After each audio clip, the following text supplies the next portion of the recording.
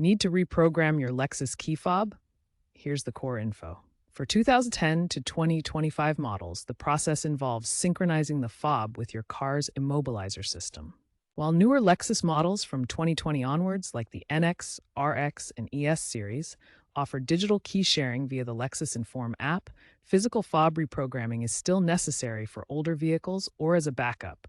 Ensure you have a working master key, a charged fob battery, and that all doors are closed. The basic method involves using the ignition system to enter programming mode, then pressing buttons on the fob. Note that Lexus has added enhanced anti-theft features in 2024 and 2025, requiring a valid master key or dealer tool to prevent unauthorized access. Always consult your car's manual, as steps can vary slightly by model.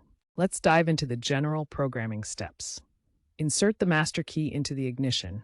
Turn it to the on position without starting the engine within 5 seconds.